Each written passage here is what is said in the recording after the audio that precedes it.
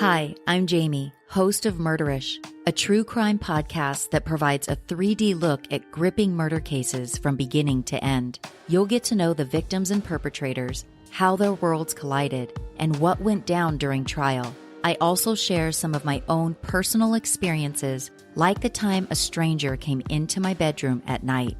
Yeah, that really happened, and I walk you through all the details of that terrifying night. Have you ever wanted to be a fly on the wall during a murder trial? You'll get that opportunity on Murderish, as I share my experience being a jury foreman on a first-degree murder trial. Search Murderish in your favorite podcatcher app, hit subscribe, and start binging. And remember, listening to this podcast doesn't make you a murderer. It just means you're murder-ish. This podcast may contain content that is graphic and disturbing in nature. Listener discretion is advised. In 1993, after years of alleged physical and sexual abuse, Lorena Bobbitt cut off her husband John's penis with a knife while he was sleeping in bed. The case made international news and tabloid headlines. A story so scandalous, it became the inspiration for many SNL skits and late-night monologues. After making it through the trial and the ensuing media circus, Lorena was found not guilty due to temporary insanity. Today, Lorena is a staunch advocate for survivors of domestic violence and served as an executive producer and a narrator for the soon-to-be-released Lifetime film, I Was Lorena Bobbitt.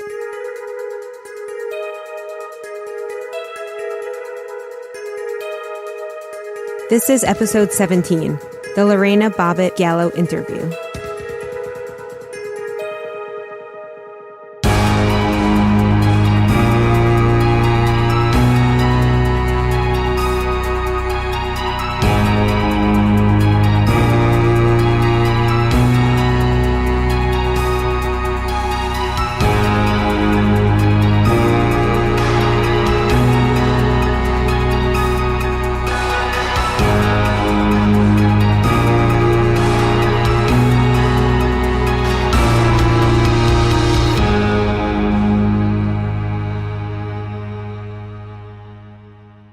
Hi, Megan. Hi, Amy. How are you today? I'm wonderful. How are you? I'm good as can be, which is great. I'm excited because today we have a special show for our listeners. Recently, we were contacted with an opportunity to interview Lorena Bobbitt Gallow. You know who Lorena Bobbitt is, don't you, Megan? I certainly do, and I share your enthusiasm. Today is not our typical story format, but we really felt like the themes touched on in this case fit so well with what we're trying to do with women in crime. Showing crime through the gender lens and showing victims and offenders that we just really couldn't pass up this opportunity. Today, we have 3 interviews to share with you. The first 2 are with the lead actors, Luke Humphrey and Danny Montalvo, from the new Lifetime film, I Was Lorena Bobbitt, which was actually produced by Lorena. And then we will also get to hear from Lorena herself. For those of us old enough to remember, such as me and you, Megan, this was an unforgettable case. For some of our younger audience members, we wanted to give you a brief overview before we get to the interviews. Lorena was born in Ecuador in 1969, and she grew up in Venezuela and had 2 younger siblings. At the age of 18, she obtained a student visa and moved to Virginia to attend community college. To earn money, she worked as a nanny, and she also took a later position at a nail salon. Shortly after moving to Virginia, she met John Bobbit, then a U.S. Marine, at a club for enlisted men, and they began dating shortly after. The pair were married on June 18, 1989, when Lorena was 20 and John was 22. According to Lorena, John became violent just a few weeks after the wedding, and the violence continued from that point on. And Lorena did call the police on multiple occasions, and in February 1991, John pled guilty to assault and battery, though the charges were later dismissed after he went through counseling. Lorena's testimony was that in the early hours of June 23, 1993, John came home drunk and raped her. After the attack, while John was passed out in their bed, Lorena went to get a cup of water and she spotted a knife when she went to the kitchen. She picked up the knife and she returned to the bedroom and she cut John's penis off. Still holding the knife and the severed organ, Lorena then drove away from their apartment building and tossed the penis out of the moving vehicle into a field before driving to a friend's house. Lorena did contact the police and she told them where she had thrown the penis. The police located it and reattachment surgery was a success. Meanwhile, Lorena had a rape kit examination in the very same hospital that John was being treated in. Well, that's where the trial comes in. And in this case, there were two trials. In November 1993, John went on trial for marital sexual assault. Though Lorena had actually accused him of rape, at the time, Virginia law required couples to be living separately or for serious physical injuries to occur for a charge of marital rape. Amy and I could probably spend an episode on our feelings about the earlier definitions of that, but for now, we'll just say that the jury found John not guilty. And then in January 1994, Lorena's trial began. I also want to say she did not accept a plea, although she was offered a nice plea, because she really wanted her day in court and she wanted to tell her story. She ended up being charged with malicious wounding, and this put her at risk for up to 20 years behind bars and facing possible deportation from the United States. Now, during Lorena's trial, John testified that he had never committed any act of violence against her. However, other witnesses and police reports corroborated that Lorena had appeared with bruises and stated that John had been seen hitting and shoving his wife. On January 21st, 1994, Lorena was found not guilty due to temporary insanity, meaning that she would not have to spend time in prison for wounding John. However, following the acquittal, she was sent to a hospital for a 45-day psych evaluation, and this was required by Virginia state law. After that, she was released. Lorena has since become a firm advocate for domestic violence. With the Lorena Gallow Foundation, founded in 2008, Lorena created an organization to help victims of domestic violence and their children and to raise awareness of the issue. On this case, I think we could probably go on and on talking about it, and we really just glossed over it because we do want to get to the interviews, because always being able to hear firsthand from someone is always, more valuable than us speculating. Before we speak to Lorena, we had a conversation with Luke Humphrey, who played John Bobbit, and Danny Montalvo, who played Lorena Bobbitt. And their insight was particularly relevant to the issues in this film of domestic violence and the fact that this is not a black and white issue and how this looks on both sides of victim and victimizer. So some of their insights were really helpful in understanding this case a little bit deeper. I also think it's interesting to hear from actors who have to portray both victims and offenders and how they feel about that and how that plays into the public's perception of those who are both victimized and those who victimize people. So without further ado, we'll get into our conversation with Luke and then Danny.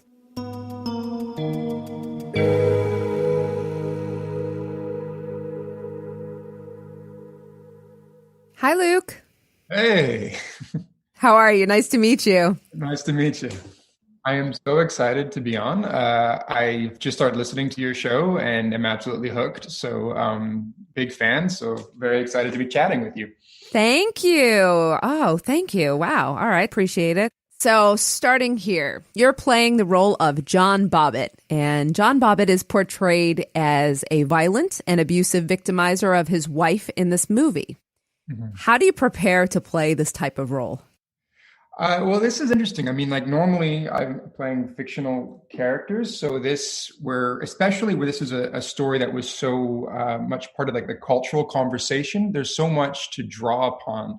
But what I found interesting as far as doing research was the script that we had, the story we were telling was the story that happened before the cameras showed up. So when John is presenting himself, in all the footage I was able to look at, he's presenting himself. He's wearing a mask. Right? He's showing the world a part of himself that he wants to be seen as. So the job for me was to go, okay, taking the script, taking the story that we had, going through the court documents, reading through the transcripts and gathering all the information and trying to draw a picture of someone and try to, find the man behind the mask. And that for me was the most challenging thing. And, because you go through and there's, I had a moment talking with Lorena, and she wanted to let me know that at the beginning there was love, and it's something for me playing an abuser like that. It's important to honor the victim, and if I play someone who's two-dimensional, if I make it someone who's, Snidely Whiplash, twirling their mustache evil, it discredits the people who have been taken advantage by people like that.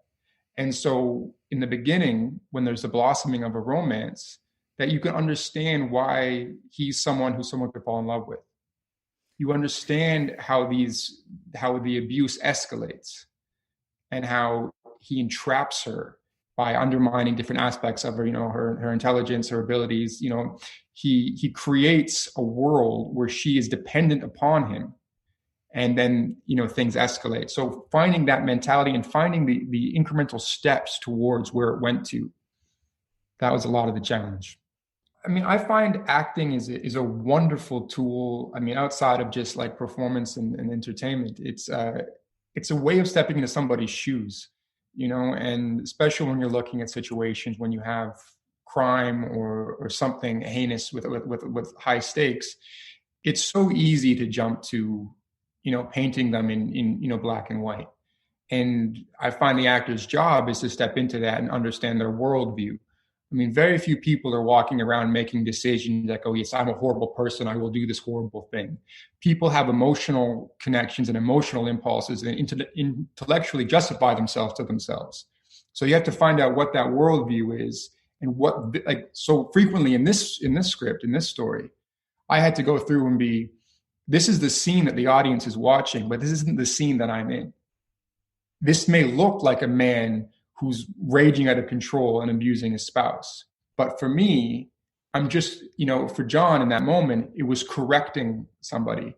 I didn't want to go this far and you pushed me there.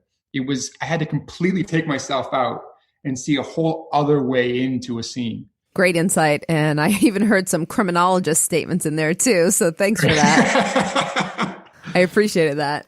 So when considering a role like this, did you think about the fact that John is he is the bad guy, even if it's not black and white, and that, that would be very alienating to female watchers or females in general?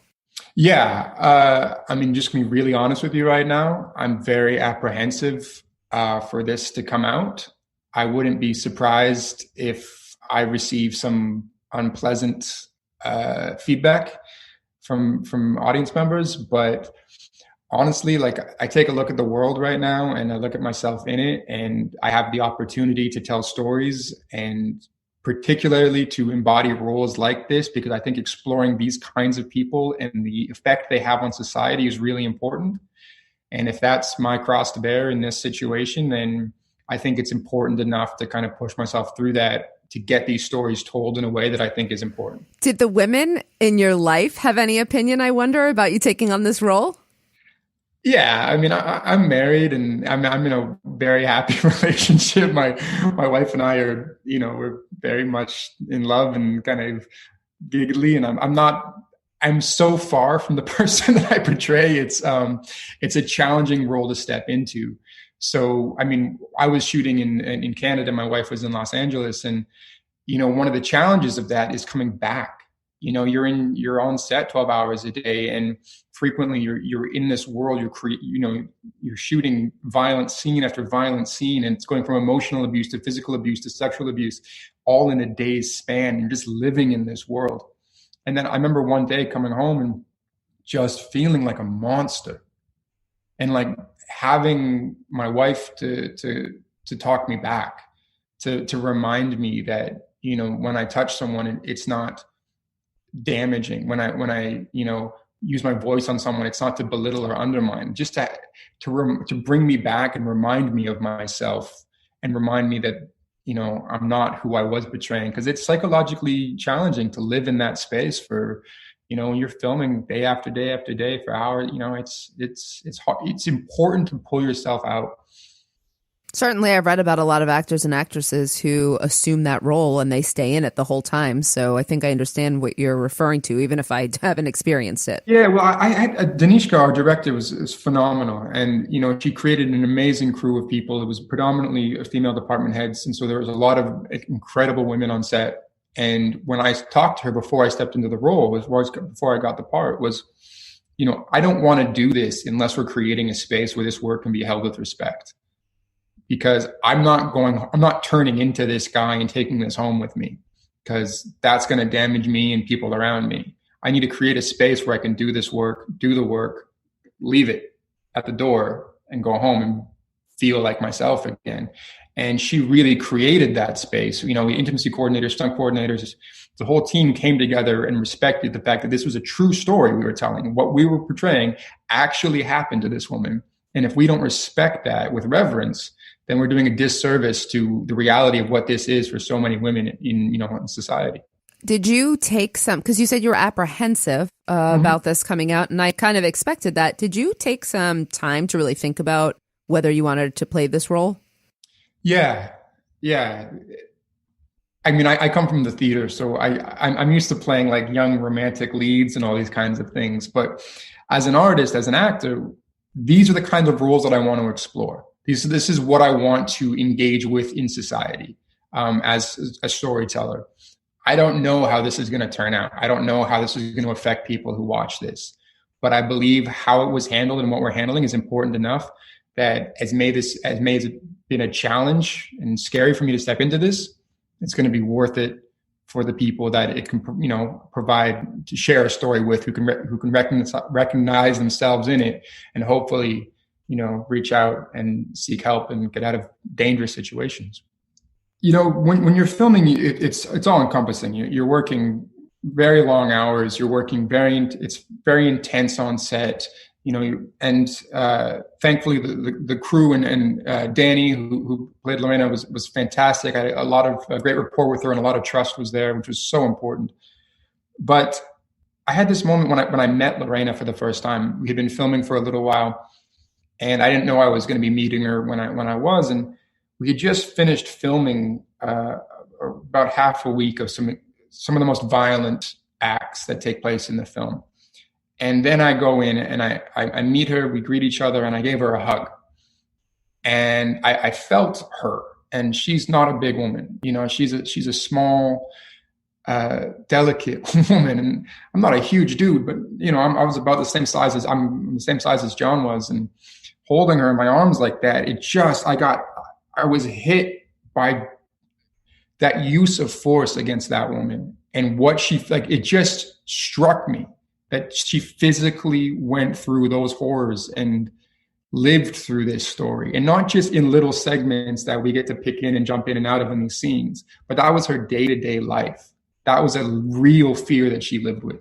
And to hold her in my arms like that, it just struck me. And if this story can get out and, affect one person to reach out and call for help, then this whole thing is worth it. That's great. And I'm sure it will, to be honest. Did you know much, just out of curiosity, Luke, about the Bobbit case prior to starring in this film?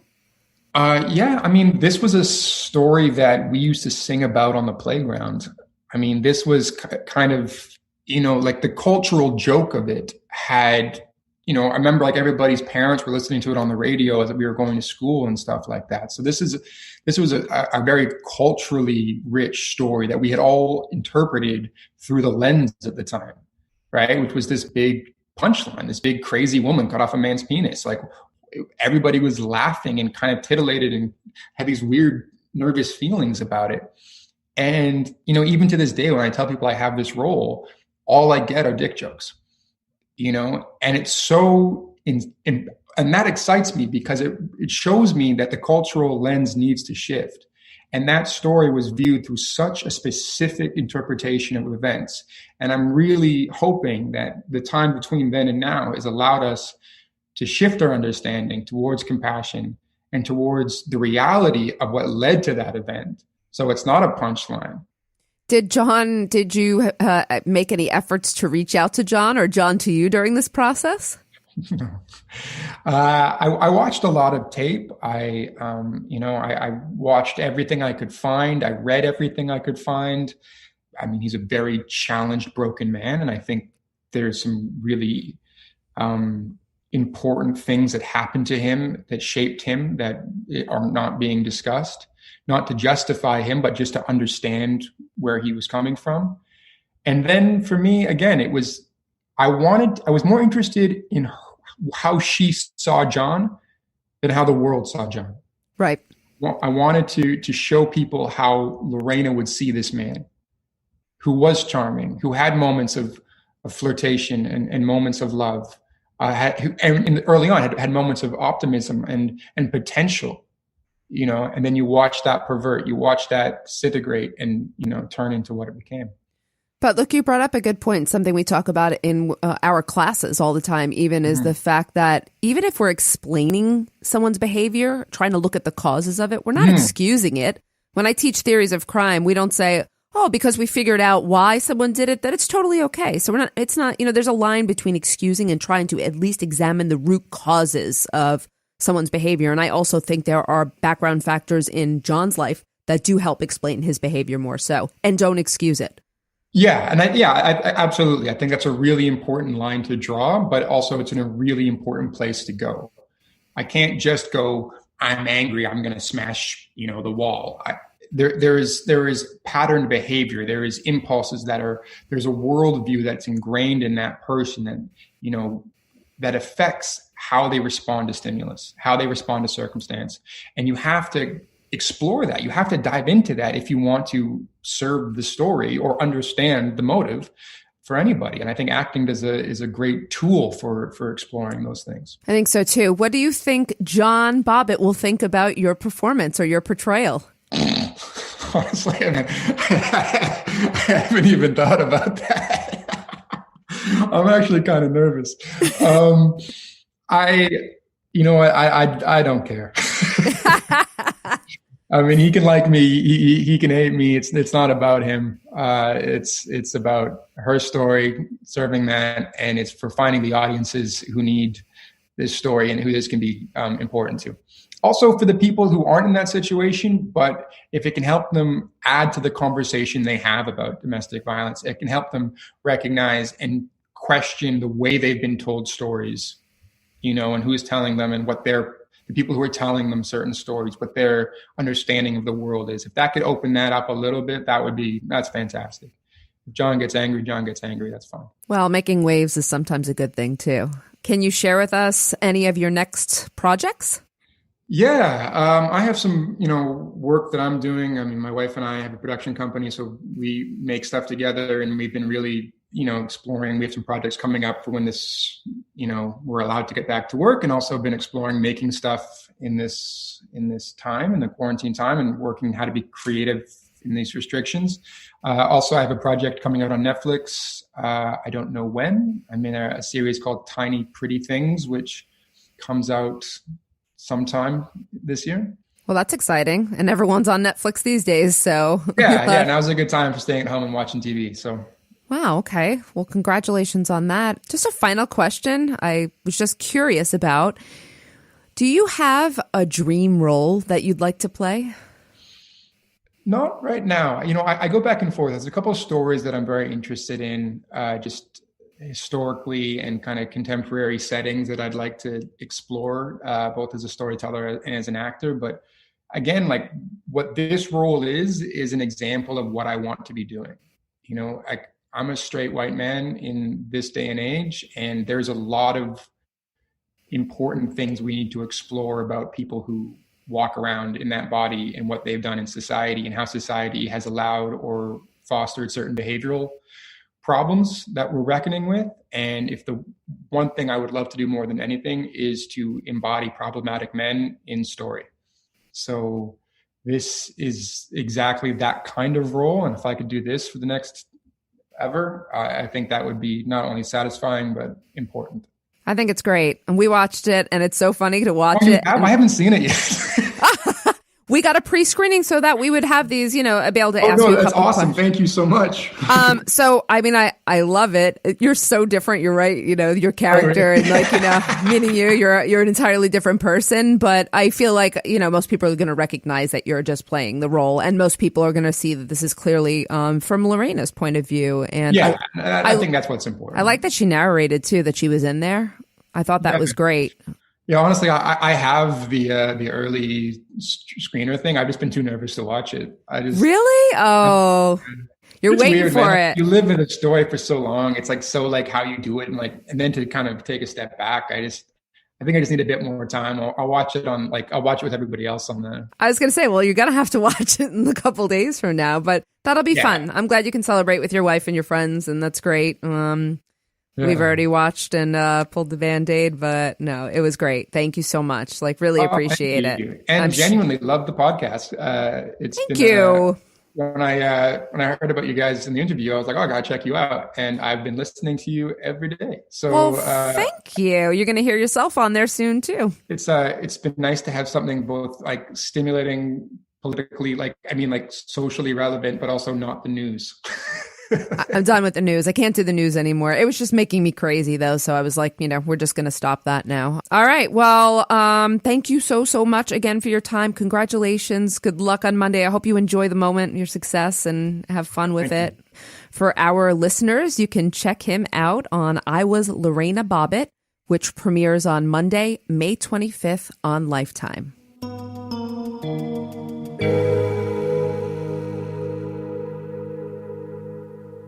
Danny, you're playing Lorena Bobbitt in the new Lifetime film, I Was Lorena Bobbitt. Mm-hmm. And Lorena is portrayed as a woman who is severely victimized at the hand of her husband in this movie. So how do you prepare to play this type of role?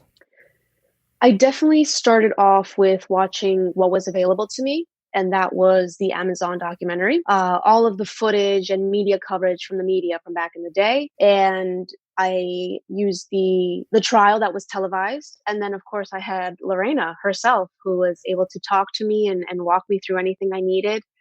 And then the accent. That was one of the most difficult things to prepare, just because I didn't want it to interfere with the performance in any way. So I made sure to try and work on that as much as I can so that I can kind of just throw it out the window when it came time to perform. Yeah, there were a lot of challenges going through all the different scenes, and a majority of them I spent either crying or being abused or, being physically abused. So it was a very big challenge and learning experience, though. Would you say, because that's one of the questions I have, is what was, the biggest challenge? Would you say it was the intense emotional state that you were in, or what was it for you? Yeah, one scene that specifically comes to mind is where it starts off physically violent and then it goes into being sexually violent. And that we did several takes of that just to get them from different angles.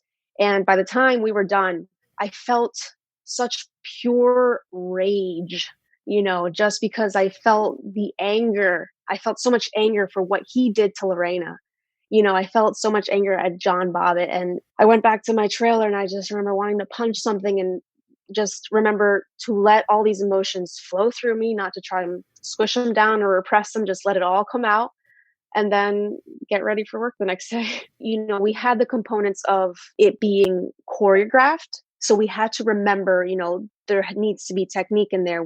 Safety is always number one.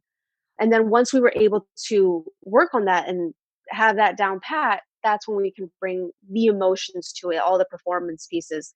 And that's where it got heavy, because even though the director yells cut, you want to stay in the scene so that you can go right back into it. And that's what I personally chose to do. So just so that I wouldn't have to get in and out of this headspace, But Luke made it very easy for me to feel safe, to feel in a safe environment so that I can go all out. That's wonderful. Mm-hmm. And obviously the exact opposite of what Lorena went through in real life. Exactly. So I asked Luke about this yesterday. When considering this role, did he worry about the perceptions of John Bobbit as, being a villainous guy? Mm-hmm. So I wonder, did you worry at all about the opposite perception that Lorena was perceived as a villain to some men at the time? Mm-hmm. Did this ever enter your mind? Oh, yeah, definitely. I definitely saw, that split between women and men. Majority of women were supporting for her and rooting for her and saying, that's exactly what I would have done. And then for the men, it was worst nightmare come true. So I did recognize that split. And I did see how Lorena was made to be this villain to men. But at no point did I ever feel like apprehensive to take on the role because of that. As a matter of fact, I felt like it was an obligation to the women who supported her and who rooted for her to show that, she does have a voice and she's going to use it. Did you know much about the Lorena Bobbitt and John Bobbit case or trial before tackling this role? I had absolutely no idea who Lorena was, who John was. I hadn't heard any of the jokes, which is amazing because they were everywhere. I didn't hear about the incident itself. I had never heard of a woman cutting off her husband's penis. I was living under a rock, clearly.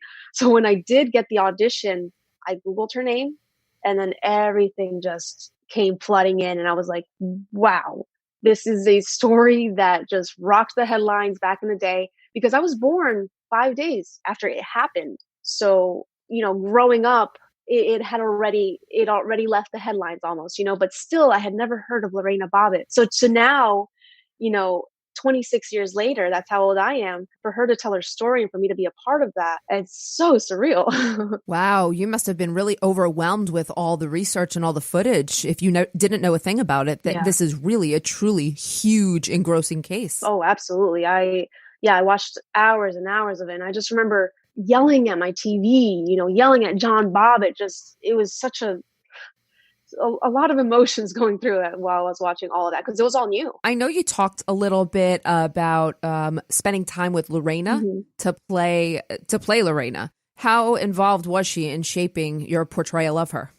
So she was on set for a couple of days. She wasn't there for the more, tougher, more graphic scenes. But the days that she was there, we were able to talk one-on-one about some of the most difficult parts of the reality that she had to go through.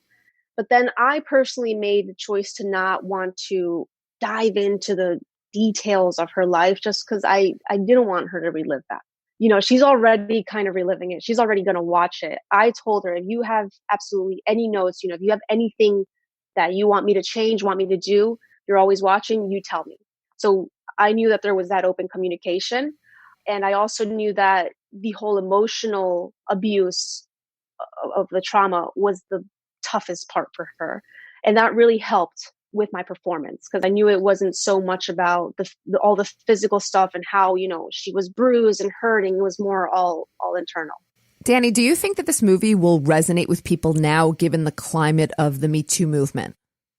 I sure expect it to, and I hope that it does, because we are in a different climate right now. Back when Lorena's story was first heard, it was a joke. No one took it seriously. No one really knew what was going on. So for today, for people to hear her story with different eyes, through a different lens and a different mindset, I think it's going to, inspire people in the way we hope it to. Do you think we've made progress in the way we deal with these kind of issues of domestic violence with women? I think there has been progress made, but to look back, 30 years ago, and it's still kind of like women are still going through the same thing. Women are still in Lorena's shoes today.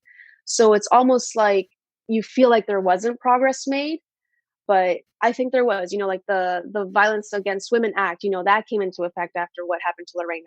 But I think now that, especially with the Me Too era, people are starting to realize that women have this horrible thing in common, and we're all coming together, and we're becoming stronger, and people are starting to listen. And I think that's the whole point of this. On an individual level, Danny, has the experience of playing Lorena changed any of your previously held views about domestic violence? Definitely. I mean, I had done my research on it, and I wanted it to stop being just definitions and statistics and, numbers. I wanted it to mean something. And I realized that it happens to so many women, to your sister, to your wife, your daughter, your aunt, they're all around us. And something that I was educated on, they always ask, why didn't Lorena leave? Why don't women leave when they're in these abusive relationships? And I realized it's because when they do try to leave, that's the moment where they're in the most amount of danger. And it's so easy for people to say, just leave, just walk out. So to know that, and to be able to now educate other people as to why it's so difficult for victims to not leave that trauma, I think for people to know that, I think that's definitely going to change the story on this. Can you also tell us maybe about the rewards or the most rewarding part to you after you finished of playing Lorena Bobbitt? I felt incredibly empowered to do all these scenes, and then to come out of it and realize, hey, I wasn't in any danger. I was safe the entire time. But then to realize this is a true story, that this happens to women every day, and men, that it almost humbled me. It almost, something clicked in me where it was like, this isn't just acting. This isn't just a movie. This is a story. This is somebody's reality that needs to be shared with other people to wake them up and to re-educate the world about what's going on, especially now with the pandemic. Not everyone is safe at home. So I think this is a really important movie for everyone to watch. There are a lot more people inside, so you're going to see a lot of increases in domestic violence. Mm-hmm. So, getting an idea now of how you can access help or resources or even just some insight, you're probably right, during this time is very relevant. Yeah, absolutely. Was it hard for you or was it easy for you to close the book on this and move on? Or when you kind of finished, did you still feel like you were in the character of Lorena? It was easy for me to close the book and move on, just because I knew, as soon as, I signed on to the project, I started mentally and emotionally preparing myself to be able to go in and out of these, dark places. I made sure that when I went to my trailer, I had almost a little ritual to get myself out of that space, out of that place, to make sure to not take it back home with me or back to the hotel room. We did the last scene. I felt this weight off my shoulders. I felt like I had committed as best as I could, and I gave everything I could. And I was really, really happy and proud of all my work. But I just felt like I could breathe again, and go home and not have to worry about these dark feelings and emotions. I bet that was a relief. In my line of work, I understand exactly what you're talking about. Yeah, I'm sure. So let me ask you, now that you have wrapped, what is your next project, if you can share with us? Well, as soon as I finished wrapping, everything shut down. So we literally finished like the day before I got home, and then my work shut down, everything. So I haven't been auditioning. Nothing's really been in the works right now. As soon as things start to open, that's when I plan on, hitting the floor and running.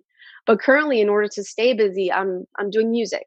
I'm a musician. So I play guitar, piano, and the ukulele, and I sing and I write my own music. So I'm trying to create that kind of content and stay creative. I feel like that's too many talents for one person. It's a little unfair. I know, sometimes I feel like I'm just listing things. Just so you know.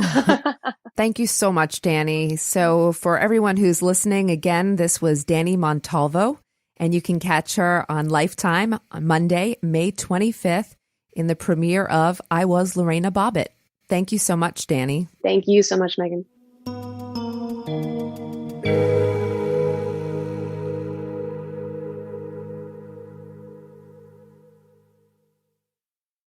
Amy, though it's not our normal thing to interview actors and actresses, I really liked hearing from Dani and Luke. I thought they had some great insights as to how they were approaching this and the transformation that they had to make, but also about their opinions of the issue of domestic violence, the changes that have happened in this country since Lorena's case, and the fact that they wanted to take on difficult roles like this that they knew were polarizing, because this case was a polarizing case.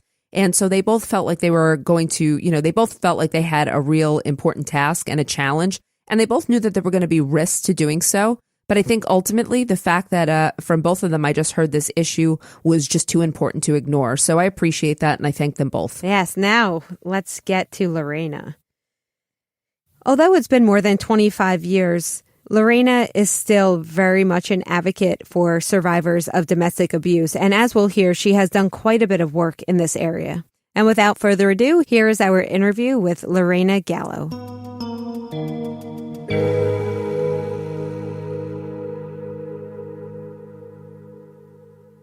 Hi, Lorena. Are you there? Yes. Yes, I'm here. Hi. Hi. Hi, Lorena. How are you? Good. Thank you. How are you? Thank you so much for having me. Thank you so much for being with us today. Amy and I are actually criminologists and professors who teach and study about the criminal justice system and all aspects of crime. And we created this podcast, Women in Crime, because we wanted to look at the stories of women who have been victims, who have been offenders, who have been both. But we wanted to investigate it more through the gender lens and how being a female shapes the experience much differently than males. So I think that our listeners are going to be very excited about your story, Lorena. So thank you. Thank you. You founded the Lorena Gallow Foundation in 2008. Can you tell our listeners a little bit about the foundation and your primary goal in this organization? Absolutely. My purpose of my organization is to raise awareness and prevention of domestic violence and sexual assault through education at scholastic levels and community engagement. My main goal is to open an emergency shelter in the future and provide immediate assistance such as housing, food, clothing, and a safe environment for people looking to escape abusive relationships. Even now with the COVID-19, my goodness, the pandemic is even worse. Domestic violence is on the rise. And there's also statistics that we have seen in United States that more ammunition is sold and firearms, guns is really on the rise, especially now. We are living a social epidemic of domestic violence in the middle of a viral coronavirus pandemic. So it's really dangerous. So turning to your own background, I know that you were raised in Venezuela by your parents, and I was wondering if you could maybe describe your family dynamic and the relationship between your parents. It was a loving family. I mean, we attended church, Catholic, Roman Catholic, and it was very happy. My childhood was very, normal, I should say. I mean, I have siblings, but we were raised, in a small town, and everybody know each other, and we played on the streets. There was no cell phones, and it was an amazing time. It was a very organic, very natural life. Can you tell us then, were you ever exposed to, given what you were just saying, were you ever exposed to any type of cultural violence towards women in your childhood or really prior to your relationship with John? No, not at all. I did hear growing up, there's a lot of in South America and all of the Americas myself coming from Latin American countries, because I was born in Ecuador and raised in Venezuela. I heard about there's a lot of machismo culture, and a lot of women are subject to that. And that's unfortunately, but I did grow up, not in that environment, but hearing about there's a lot of problems on cultural like that. And, the patriarchal society and all of that, it's very influenced in our society as a Latina. And I basically knew of that, but I never was exposed to that. Understood. Thank you. So some reports say that John may have been a victim of violence in his childhood. Would you be able to describe John's family and what his relationship was like with his parents? That's news to me. I never heard of him being he never talked about him being abusive as a child and during our marriage. I never met his parents. I mean, he was raised by his aunt and uncle, as far as I know, and I only met them twice. Did you see any signs of John being controlling before he actually became physically violent? Not at all. I mean, he was very charming. I never seen the red flags during our dating or courtship. We were dating for about 9.5, 10 months before we got married. And he got abused right when the first month when we were still newlyweds. So following along that line then, I know the police were called to your home for domestic incidents. Do you know how many times that happened? I don't recall exactly how many times the police came to my home for domestic violence issues that we have. And I did call 911 several times. And that was actually one of my defense in court. So they did have the record in place based on that. And I think he got arrested the very last time that I called the police because of the record. The police show at my house and they said, okay, so, you called all the time.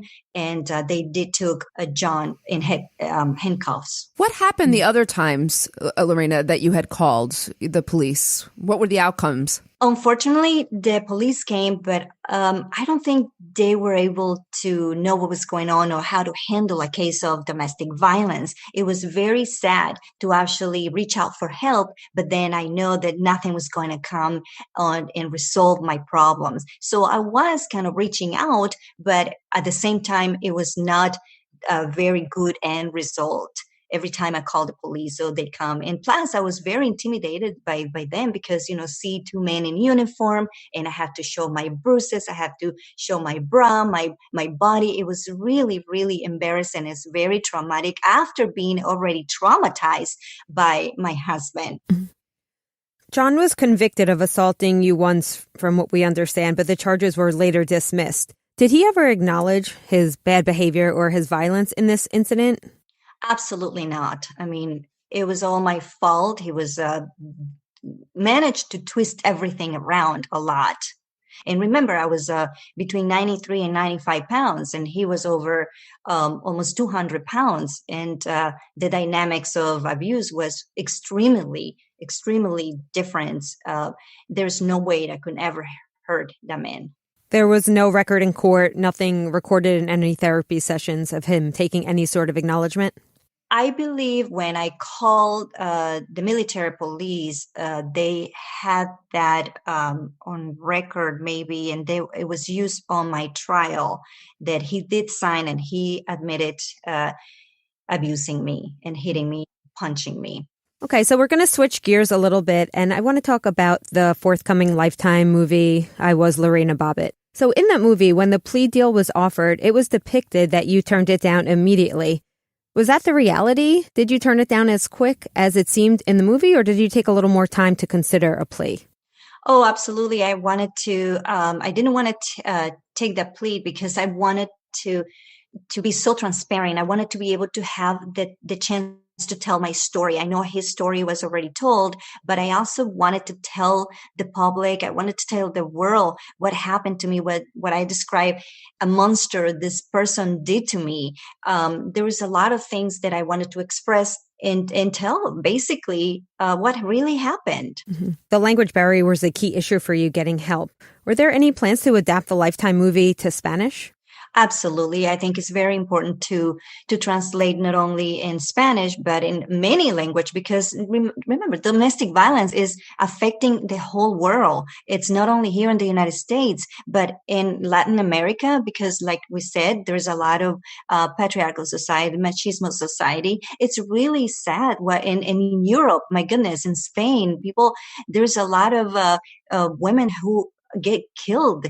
This is happening every 15 seconds. A woman gets abused here in the United States. Every 15 seconds. It's really unbelievable. That is really insane. Lorena, have any previous documentaries or movies gotten anything wrong about your case that you know of?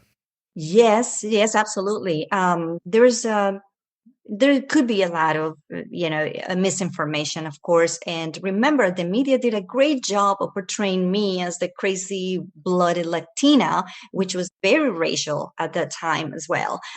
So the media did this good job of portraying me the whole run as a very falsehood stories. They focus on sensationalistic stories, lurid details, bizarre stories. They were focusing on me cutting off his penis instead of the core of the whole story, which was domestic violence and sexual assault. This is a story of a woman who have gone through abuse, and nobody really talk about it. Nobody really, it seems like care. They make jokes about it, and that was wrong. No, I agree. And I think you were right. I think they missed it completely on the first time. Now, I just have a question about the Lifetime movie. Is there a reason why the prosecution's case wasn't depicted at all in the film? In the movie, basically, it was my story. It was focused on me and John's story. So that's for the movie. Actually, was more directed into not the prosecution, but my defense. Okay. So, Lorena, let's turn to the criminal proceedings against you in general a little bit. One of the questions that I always wonder about people who take the stand, so I'll ask you, because you took the stand in your own defense, is do you regret getting up and testifying in court? Absolutely no. I think that women, it empowers women to actually come to courts and for them to tell the story. It empowers women to to hear their voices and to actually understand that our voices are going to be heard, whether it's in the courtrooms of law, or whether it's outside of the law, whether it's in society, or whether it's in social media. There's a lot of stories now and empowerment that women have come and share the stories on social media, like with the Me Too movement or the Why I Stayed and the Why I Left campaigns. I think it's very empowering for women to know that now it's okay to talk about it. And that's one of the reasons I made the movie, to keep the conversations, to keep my storytelling, to empower more victims and survivors of domestic violence and sexual assault, to share the story that this is not acceptable. This is an issue that we have to shift this. I believe that you said John used your immigration status against you as a way to control you.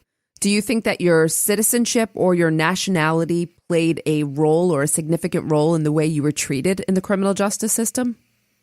I don't think that that actually had a big impact in how affected my role in the justice system. I don't believe that. I've heard women report feeling victimized by the system again. So I'm just wondering, did you feel at all victimized by our legal system?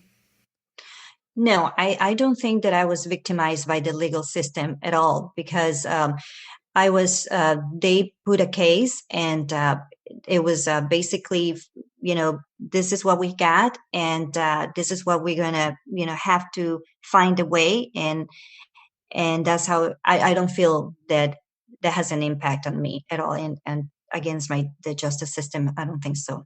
Okay. So did you feel a sense of fairness then with the justice system? Yes, I think that the justice system was fair to me. Okay, good. That's good to know. Thank you. Finally, on this one, you were found not guilty by reason of temporary insanity. Did spending the court-ordered 45 days in a psychiatric facility following your verdict have any effect on you whatsoever, whether that would be a positive or negative effect? I tell you what, I felt some sense of relief when I went to the hospital, the psychiatric hospital, because I was surrounded by doctors, but at the same time, I didn't know what to expect. And I was more sense of relief after the media. I mean, remember the media played a big deal emotionally, and it was really traumatizing to not to be able to see what's going on. And these people are joking and laugh about it. And there's no joke on somebody who get raped. I mean, how can they if a child gets raped, they don't joke about it. Then why should they joke about a woman being raped? It's not different. Rape is rape. And so to me was more of a sense of calm after I had to deal with the media when I went to Central State Hospital. Lorena, talking about the media, do you think the media attention hurt or helped you in your case? The media basically did whatever it did. I think that it hurt. A lot of people didn't know how to react. And first of all, it was for the first time, it was televised in the courtroom. So a lot of people have access to see my trial and know what happened and what is that about. But the whole country was divided. I mean, men was with John, women was with me, supporting me, and some men also were supportive of me as well. But it was a complete. It was a sense of division in the country. So it kind of played its own role. So being that John was so abusive to you, why do you think that he had so much public support? Again, because I think that for the whole nature of his own, case, that his penis was cut off, and that's one of the part that it was the whole thing was was just basically, and also remember Howard Stern was there, and he helped to promote John, and he was a popular radio personality, I should say. But that happened as well, and the whole, like I said, because people just feel that it was more sensitive for what they act instead of domestic violence. Mm-hmm. Do you think the outcome of John's case would have been any different if your trial had been first? I don't think so, because he was charged with marital rape and not domestic violence. I do wish that on his trial, the judge would have included of the prosecution would have included domestic violence, but that was not the case, unfortunately. Lastly, on the media, and you may have answered this to some degree, but what is one of the biggest exaggerations or falsehoods the media reported about your case or about you, Lorena? The media missed that window of opportunity to talk about domestic violence and talk a lot of things. And that itself is a falsehood, because they concentrated more, again, in his male, masculinity, or I guess I should say, I'm just going to go ahead, his penis, then that was it, right, instead of domestic violence and sexual assault. And I think that's a falsehood, and they reported sensationalistic stories and lurid details. One of the things I'm wondering is, did any of your family or friends abandon relationships with you after your arrest or after your trial? No, actually, they were very, very supportive of me. They were, family was always there. My friends was always there. My community was actually, there for me, and my job, and everybody was, very, very supportive. That's nice. I'm sure you were very grateful for the support at the time. Yeah, absolutely. You had a former employer and friend, Jenna Bizzuti, and she seemed to support you in various ways, both before and after your arrest, and we see her depicted in the movie as well. What changed that led to the end of your friendship with her? Our friendship never ended. I think that she was very busy. She's a businesswoman, and or she was a businesswoman, and she couldn't handle everything. She was trying to be my agent, or she wasn't an attorney. She wasn't a manager. She, at the same time, she tried to raise a family and run a business. So she has too much on her plate that it really got too much. And unfortunately, sometimes people just get caught up on those things, and you live your life, and life goes on. Understood. Thank you. In 2009, you appeared together on the show The Insider with John. So on the show, John apologized to you for the way he treated you during your marriage. Do you feel like that apology was sincere? Absolutely not. There's no sincere on his apology. Other than that media appearance, have you had any contact with John since your trial?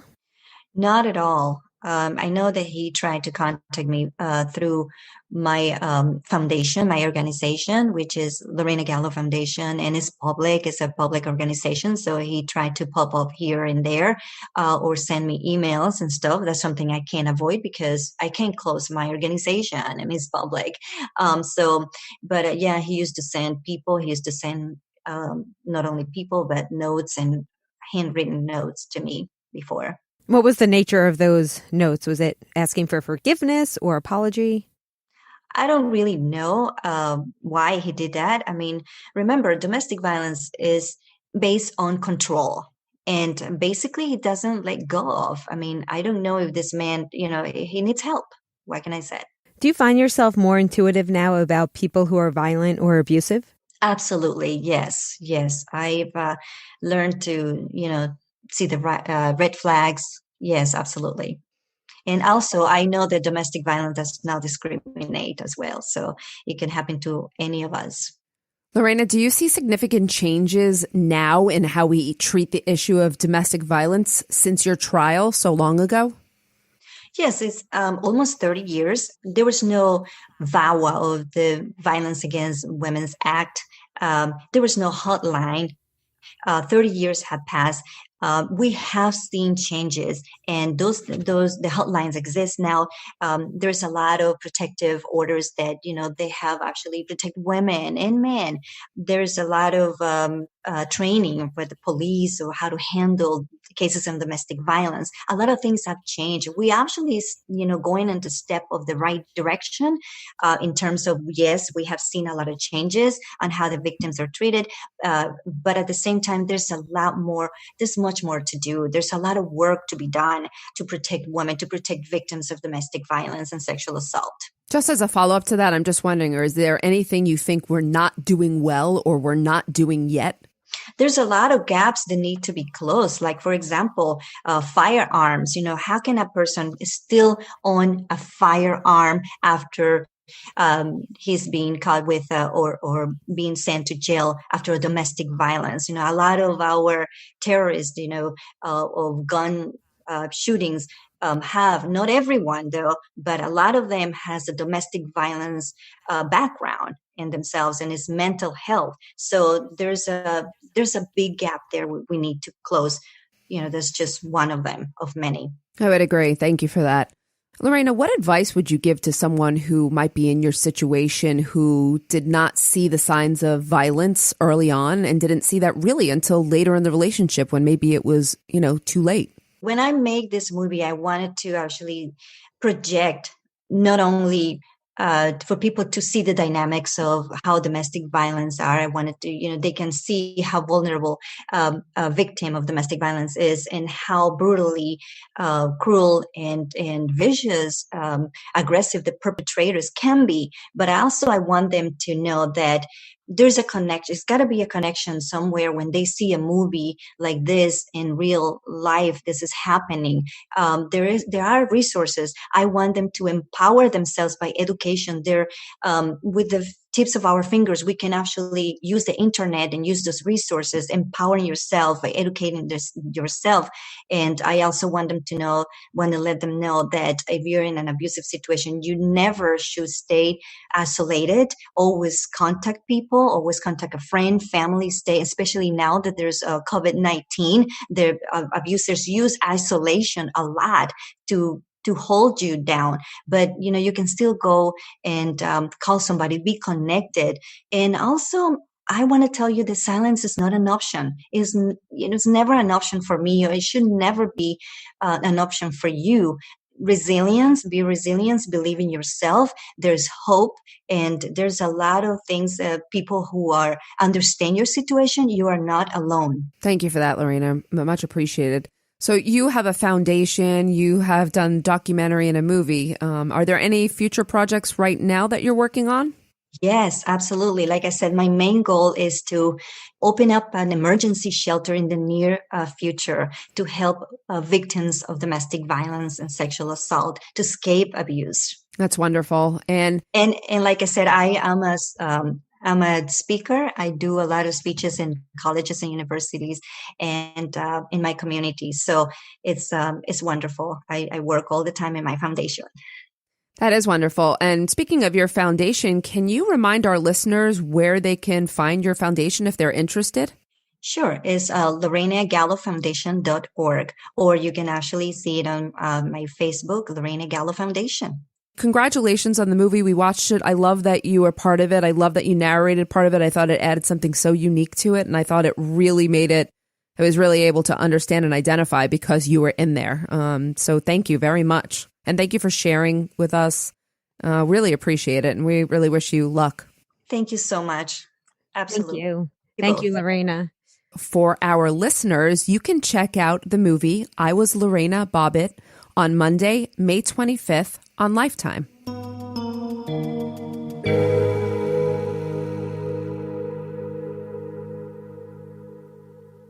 I really enjoyed speaking to Lorena, and it's very rare that you get to talk to somebody who you see portrayed in a certain way in the media. I don't know about you, Megan, but when this case was in the media, I went along with the narrative that the media was putting out there. She was, scorned woman, and they really didn't talk much about the fact that she was a victim herself. They didn't talk about the fact that she was a victim. Actually, as she said, the most hurtful thing was the way they made fun of this situation. And I think one of the takeaways here is, the difference between then and now. Lorena would have been treated a lot differently. And our system, as she said, we've made some serious progress. Yes, we still have further to go, but I think Lorena is certainly part of that, the help or the movement to progress us and get us forward. And I always found it interesting how they both had supporters. And I often wondered, was it the nature of the crime that a lot of males were supporting John Bobbit? Because you think of what's the sign of masculinity, right? The male organ. And having a woman cut a male's, castrate a man was, I think, very, like we said, very polarizing. But I often wonder if she had cut off his arm or his hand, what would have how different would this case have been? I think that's a great point, Amy. And I have to agree with you. I think that it would have been a whole different conversation. But you know what? Good for Lorena for having this conversation now and keeping it going. And she's going to be, part of a movement to progress us forward as a society. So we thank you so much, Lorena. We really appreciated speaking with you. Thank you, Lorena. Again, if you are interested in supporting Lorena's foundation or to even just learn more about the movement, please check out Lorena Gallow Foundation on Facebook. Women in Crime is written and hosted by Megan Sachs and Amy Schlossberg. Our producer and editor is James Varga. Our music is composed by Desert Media. If you enjoy the show, you can get access to ad-free episodes, exclusive AMAs, and other bonus content for a small monthly contribution through Patreon. To find out more, visit patreon.com/womenincrime.